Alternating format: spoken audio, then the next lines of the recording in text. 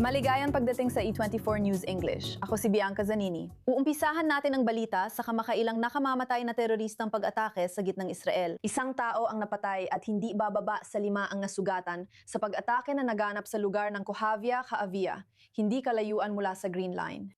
2 tao ang nasugatan sa gasolinahan bago nagpatuloy ang teroristang iniulat na Arabeng Israeli sa Tzur Yitzhak at Tzur Natan kung saan binaril niya ang dalawa. Sa Saar Yitzhak ang huli niyang hintuan. Napatay na ng seguridad ang terorista. Sabi ng IDF, pinalilibutan nila ang ilang nayon ng Palestino at isinara ang malapit na tawiran papuntang West Bank.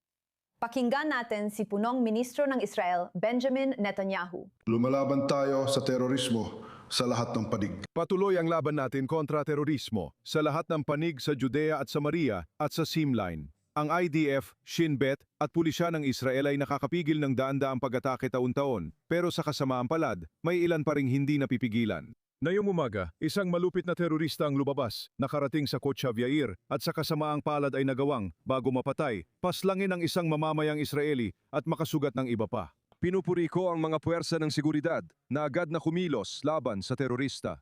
Pinupuri ko ang mga pulis ng Israel na tumapo sa terorista at nahuli rin ang kanyang kasabwat. At narito pa ang dagdag mula sa komisyonero ng pulisya, Daniel Levy. Nagahalay siya, gaya ng sinabi natin. Isang teroristang taga-Taibe na nagsimula ng pamamaslam sa Israel. Agad na nakilala ng mga pulis sa utos ng District Commander ang teroristang atake at mabilis nila itong inaksyonan. Kasama ang distrito ng Judea at Samaria at Central District sa pagharap sa atake ang buong sistema. Ito ang dahilan ng mabilis na pagneutralisa sa terorista.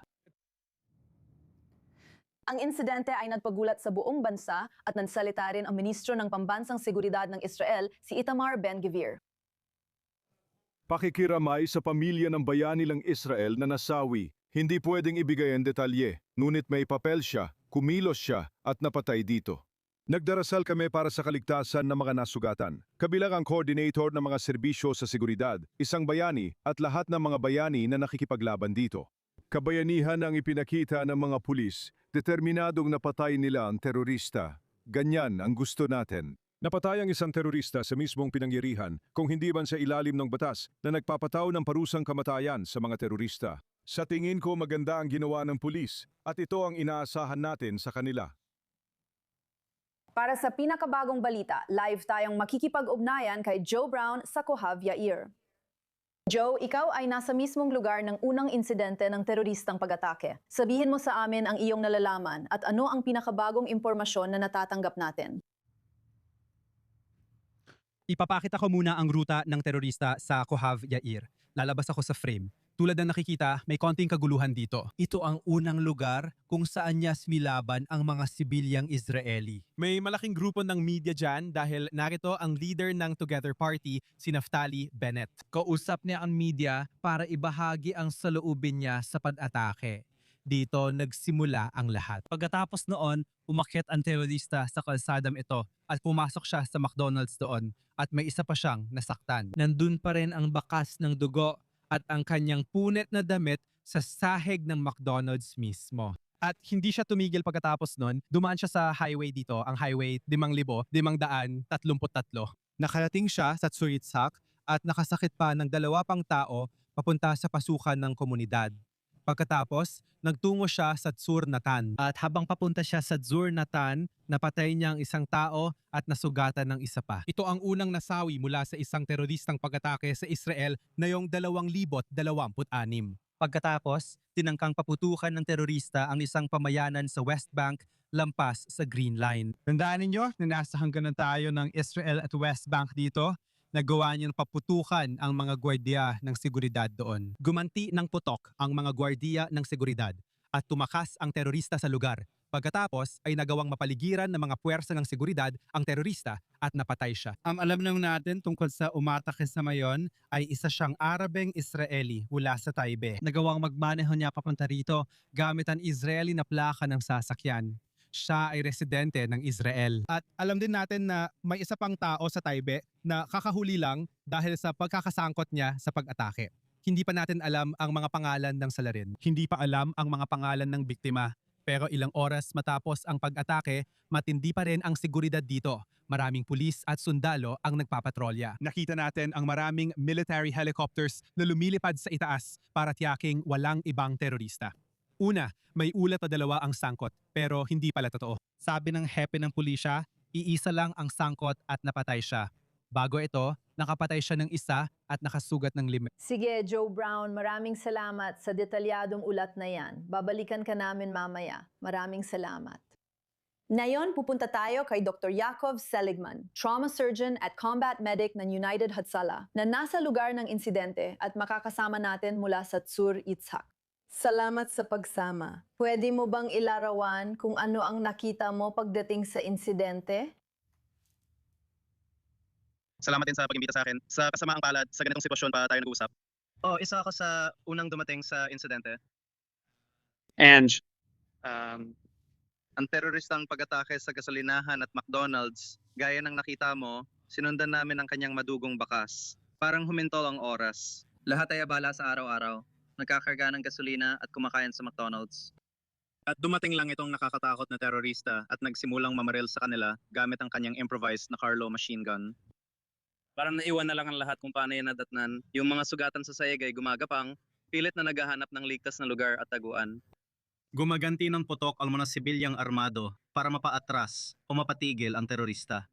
Sa kasamang palad sa unang eksena, nagpatuloy siya at patuloy na nagpaputok sa Suryat Ha'atz slot kung saan nakasalubong niya ang ilang miyembro ng puwersa ng seguridad mula sa Yishuvim na gumanti rin ng putok.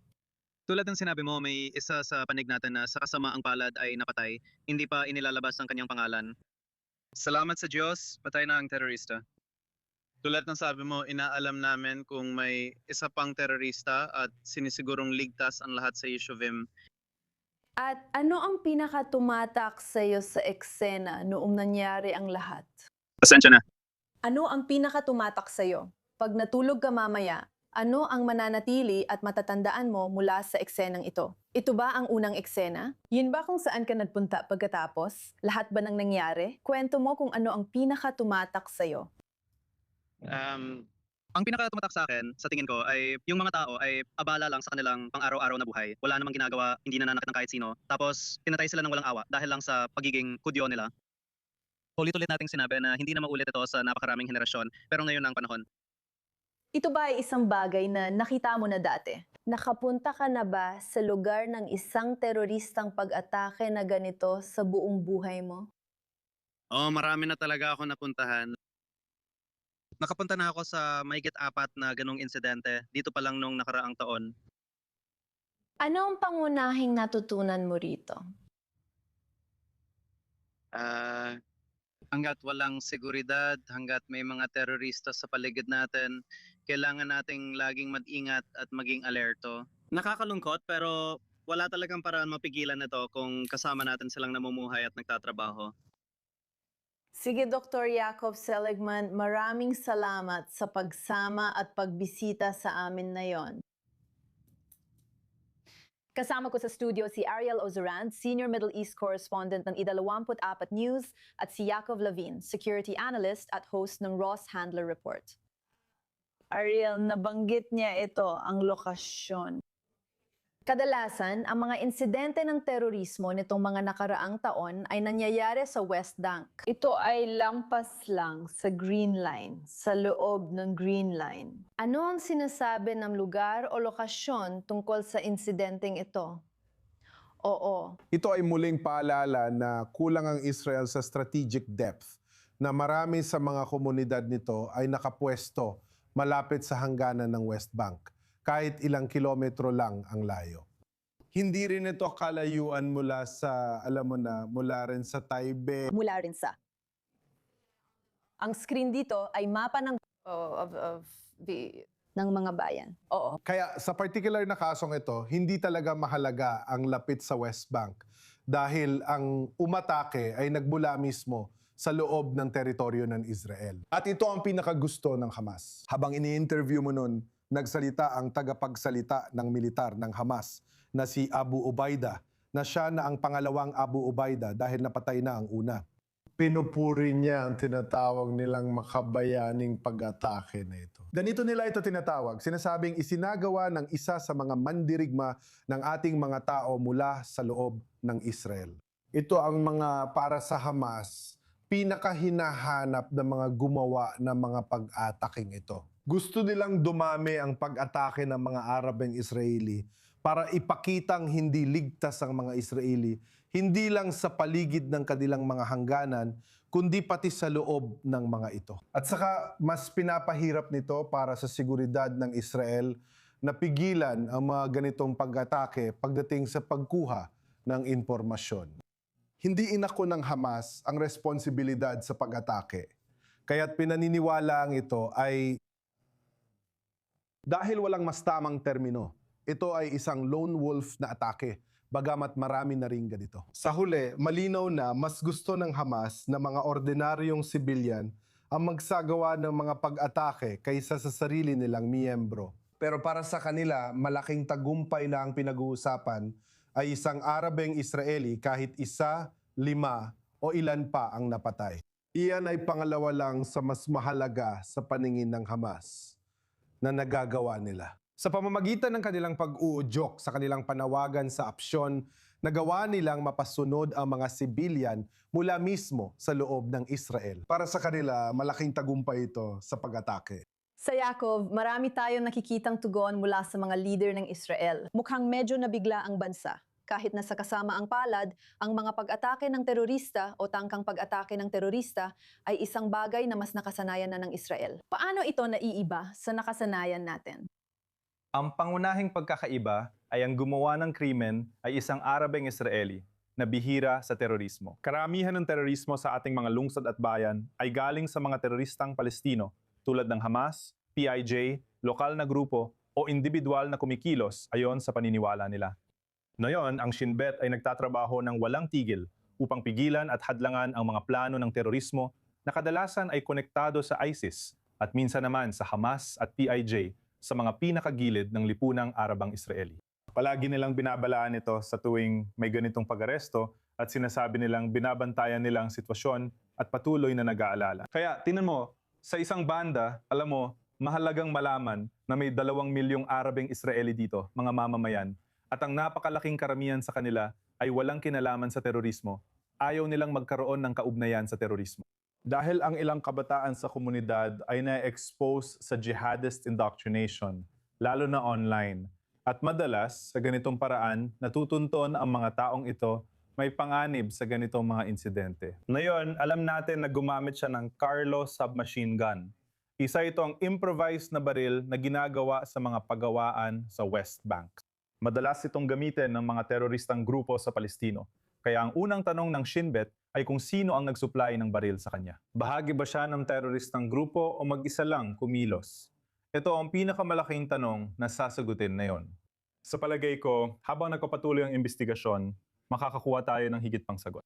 Sa tingin ko, maririnig din natin ang mga leader ng Israeli-Arab na kinokondena ang pag-atake at itinataguyod ang pagkakaisa. Kaya tinatalakay mo na ito ngayon kung ano ang maaari nating asahan mula ngayon. Alam natin na may inaresto ng pangalawang suspect ang pulisya sa Taipei. Ano ang maaari nating asahan mula sa pulisya ng Israel at mga otoridad ng Israel na yon? Pinalibutan na nila ang Taibi at ilang iba pang bayan ng mga Palestino. Ano ang mga susunod na hakbang na maaari nating asahan na mangyari sa lugar? Kaya alam mo, tingnan mo, dahil napaka-tinarget ng operasyon ng pulisya, hindi tayo makakakita ng marami sa mismong lugar. May mga raid sa ilang address pero hindi paliligiran ang buong Taibeh, isang bayan ng mga Arabeng Israeli. Hindi ito pugad ng teroristang Palestino. Mga Israeli citizen ito na nagtatrabaho sa iba't ibang bahagi ng bansa. Dahil dito, ibang magiging tugon kaysa sa nakikita sa Judea at Samaria sa West Bank. Mas magiging tiyak ito at mas kahalintulad ng tugon ng mga sibilyan kontra terorismo kaysa isang tugon militar. Dahil ang militar ang responsabale sa Judea at Samaria. Responsabile ang pulisya ng Israel sa mga nangyayari sa loob ng Green Line. At ang Shin Bet ang nag-iimbestiga sa lahat ng ito. Kaya ang Shin Bet ang mamungguna, sila ang magpapadala ng pulisya sa iba't ibang mga address. Sila ang magtatayo at case managers ng investigasyong ito, makikipagtulungan sa pulisya ng Israel sa operasyon, at mabibigay ng tagubilin sa mga susunod na hakbang habang binubuo ang investigasyon. Salamat. Manatili kayo para sa iba pang balita. Kakapasok lang ng balita, may mga pag-atake ang Israel sa timog ng mga suburb ng Beirut. Nagpakawala ang Hezbollah ng hindi bababa sa 2 rocket sa hilagang Israel. Unang beses matapos ang kasunduan ng Israel at Lebanon sa bagong tigil putukan noong Miyerkules. Na-intercept ang mga rocket at walang nasaktan, ngunit nagpapakita ito ng banta sa marupok na tigil putukan na pinamagitan ng US. Ayon sa kasunduan, titigil ang Israel sa malawakang opensiba sa Beirut kapalit ng pagtigil ng Hezbollah sa pag-atake at pag-alis nila sa timog ng Ilog Litani. 2 sundalong Israeli ang namatay nitong weekend sa magkahiwalay na insidente sa katimugang Lebanon habang nagpapatuloy ang labanan kontra Hezbollah. Si Sargento Ohad Yari, 21 taong gulang mula sa Givatayim, at Kapitan Shahar Ganla, 23 taong gulang mula sa Natul. At kasama ko pa rin dito sa studio sina Yakov Lapin at Ariel Oziran. Ariel, gaano kalaki ang paglala ng sitwasyong ito? Ibig kong sabihin, nakita natin ang 2 pagpapakawala ng rocket mula sa Hezbollah papuntang Israel ngayong umaga at ngayon ay may mga ulat ng pag-atake sa mga suburb ng Beirut. Ano ang ibig sabihin nito? Oo, higit pa ito sa ulat. Naglabas ng pahayag sina punong Ministro Netanyahu at Defense Minister Israel Katz at live natin itong nakikita. Larawan ng Beirut sa screen natin. Pasensya na. Naglabas sila ng pahayag na inutusan nila ang IDF na atakihin ang punong himpilan ng Hezbollah at mga matataas na komandante sa timog ng Beirut. Ito ang kuta ng Hezbollah dito sa katimugang bahagi ng kabisera ng Lebanon. Nung nakaraang linggo pa lang, sinabi na ni punong Ministro Netanyahu na anumang pag-atake ng Hezbollah sa teritoryo ng Israel ay magdudulot ng ganting aksyon tulad ng mga pag-atake sa mga katimugang suburb ng Beirut.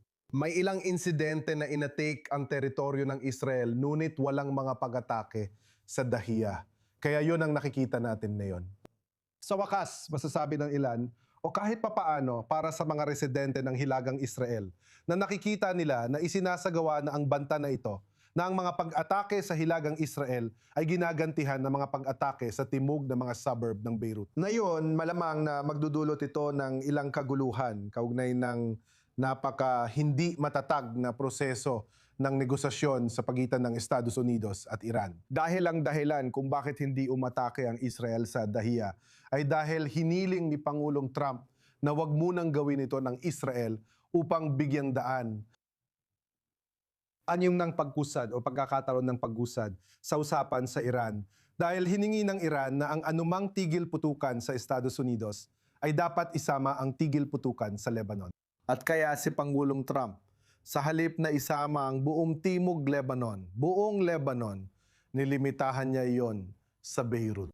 Pero ngayon, nakikita natin na sa patuloy na paglabag ng Hezbollah na nagsabing hindi sila susunod at tinatanggihan nila ang tigil putukan na pinamagitan ng US sa pagitan ng Israel at Lebanon at patuloy nilang hindi lang inaatake ang mga puwersa ng Israel sa Timog Lebanon, kundi pati na rin ang teritoryo ng Israel. Ngayon, makikita natin na ang Israel ay nagtatakda ng hangganan at sinasabing tama na. Tiniis ng Israel ang mga pag-atake, pero dahil tuloy-tuloy pa rin, ngayon ay umaatake na ang Israel sa Dahiya. Kay Yakov, hindi na nakakagulat na sinabi ng Israel na tama na at gumaganti sila. Sinabi naman nilang gagawin nila ito, kaya nandito tayo ngayon. Hinahamon lang ba ng Hezbollah ang Israel? May magagawa pa ba ang Israel para hindi lumala ang sitwasyon? O bahagi na lang ba ito ng bagong realidad na hindi tinatanggap ng Hezbollah ang tigil putukan? Kaya hindi ito magtatagal. Ginagawa ng Hezbollah ang layunin nitong pigilan ng Lebanon na maging tunay na soberanong estado at magsilbing ekstensyon ng Islamikong Revolusyon ng Iran. At panatilihin ang lugar na ito sa estado ng kaguluhan, takutin ang Hilaga at subukang gawing hindi matirhan ang Hilaga. Ito ang dahilan kaya itinatag ng Iran ang Hezbollah at tinatanggihan ng Hezbollah ang ideya ng kasunduan sa tigil putukan sa pagitan ng Lebanon at Israel na isinisisi sa kanila ang kasalukuyang sitwasyon. Sa maraming paraan, naipit ang Hezbollah dahil lumalala ang sitwasyon saan man sila tumingin. Nagkaaway sila sa Syria, mas agresibo ang Israel, halos naubos ang kanilang lakas militar at nawawala na rin ang kanilang lehitimasyon sa Lebanon.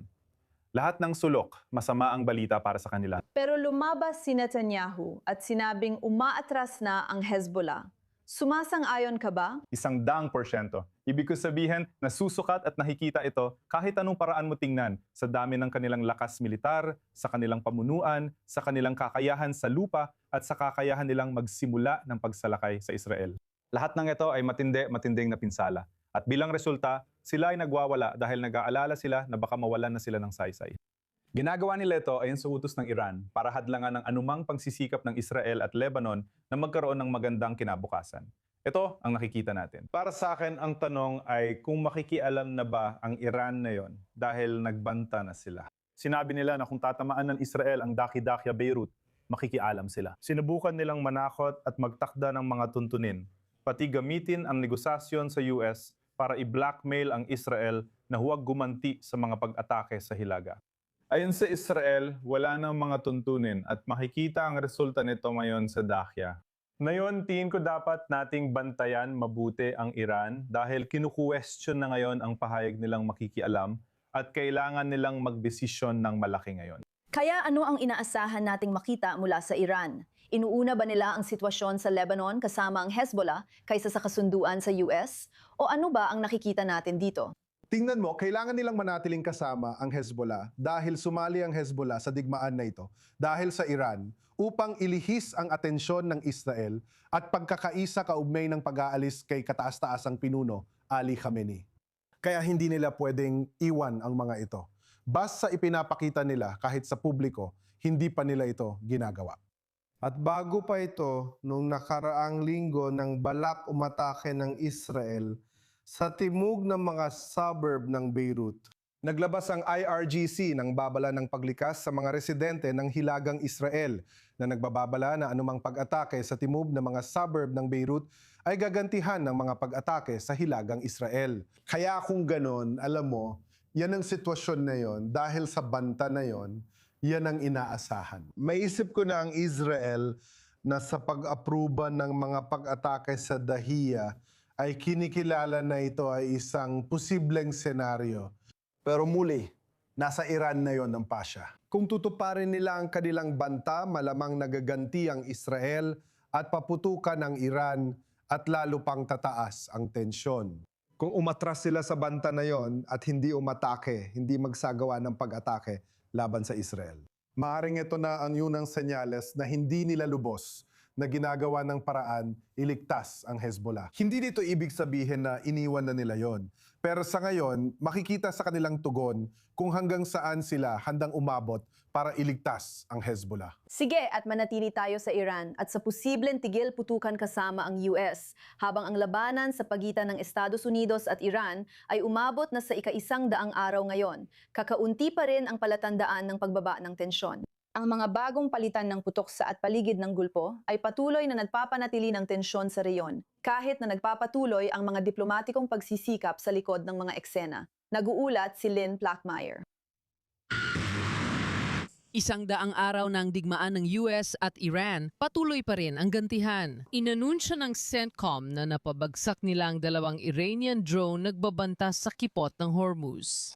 Ibinunyag din ng CENTCOM na na-intercept ng US ang ilang ballistic missile at drone na pinakawala ng Iran papunta sa Kuwait at Bahrain noong Sabado.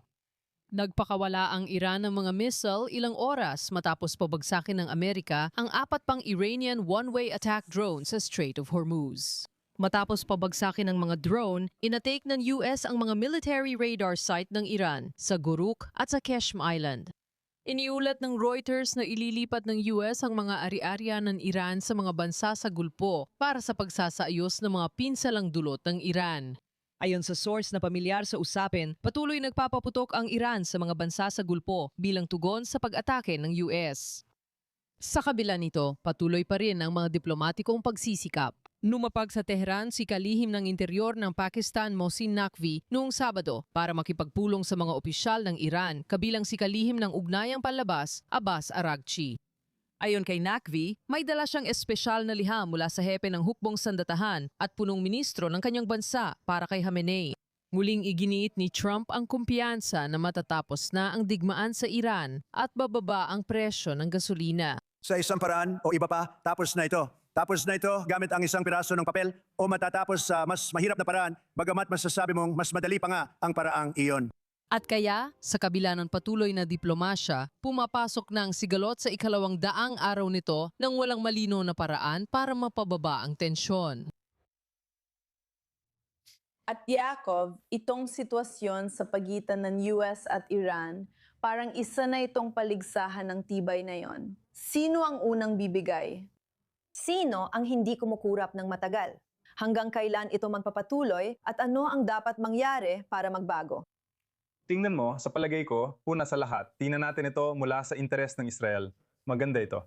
Sa tingin ko, mula sa pananaw ng Israel, maganda ang sitwasyon ito. At hindi naman natin talaga gustong magbago ito dahil bawat araw na may blockade sa Iran, nawawalan sila ng daan-daang milyong dolyar kada araw. Hindi nila may papadala ang langis at natural gas sa China at iba pang kliyente.